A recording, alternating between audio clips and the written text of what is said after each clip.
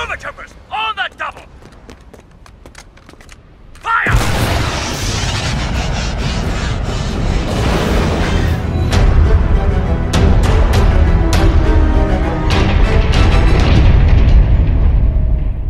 Hi, this is Todd from the Scoundrels Cantina, and welcome to another LEGO Star Wars set review. In this video, I'll be reviewing the Jedi and Clone Troopers Battle Pack set, whose number is 75206. Judging from the background of the box and instructions manual, this set is based on Tatooine near Jabba's palace for unknown reasons, although we would just say it's episode 2 something because of the awesome Phase 1 Clone Troopers. Anyway, if this is your first time watching one of our videos, be sure to check out this video in which we explain our personal headcanon view on all of Star Wars. The link for that video will be down below. First off, I'll be going over the minifigs and then I'll review the set itself. So let's begin.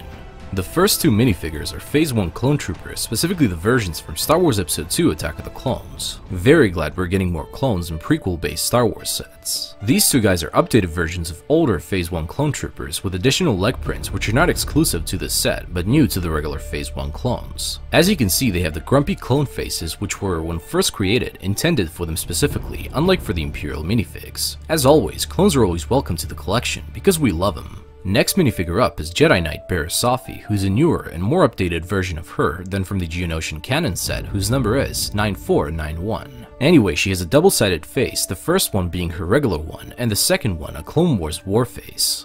Ah! That's a war face! Now let me see your war face! Ah! Bullshit! You didn't convince me! Let me see your real war face! Ah! You don't scare me! Work on it! Sir, yes, sir! Now I'm going to compare her to the older version of her, and as you can see, the first major differences are the face prints as well as the way her legs were done. The newer version literally has a dress type piece, their torso prints are very similar, and regarding the back prints, the newer one has them and the older one doesn't. The last difference between them are the capes, as you can see. The material used is different and much softer in the newer version, although the shorter cape from the old one is kinda more accurate regarding the Clone Wars TV series. Now the last minifigure up is Jedi Master Ki-Adi-Mundi, who has also received quite an upgrade in this battle pack compared to an older version of him. Might as well immediately start with a comparison to the old version, which is from the Geonosian Starfighter set, whose number is 7959. At first glance, you can see that the face prints are different, of which we prefer the newer version, and also the torso and leg prints are way more detailed and we like how it's done. Not to mention that the older version doesn't even have leg prints. Regarding their elongated headpieces, they are simply completely the same, as you can see. Now the last thing are the back prints, which are both pretty detailed, especially regarding the hoods. Anyway, this is it on the minifigures, and now let's review the set itself. This is basically a discount LAT Republic gunship, and as almost always, the Battle Pack builds are not very good, although Battle Pack minifigs are very nice, and that's why we get them. Now the reason why this small speeder, or whatever it is, feels to us like an LAT Republic gunship is because of the wings, and especially the colors. Anyway, you can place your clone trooper right here in order for him to pilot this thing, as well as shoot the stud shooters, which we simply never use. The wings are kinda movable, as well as the gun emplacements on them. Last but not least, here are a few more angles of this mini build, just so that we can call this an actual review.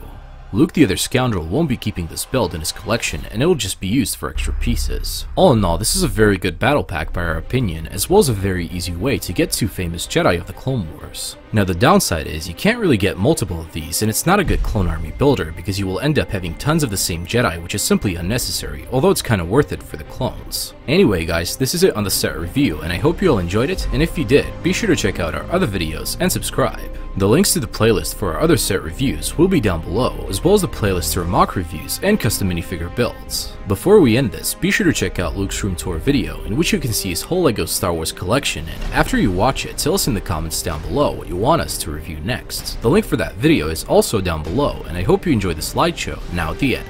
Anyway, remember guys, God is awesome, may the Force be with you always, and we'll see you in another video.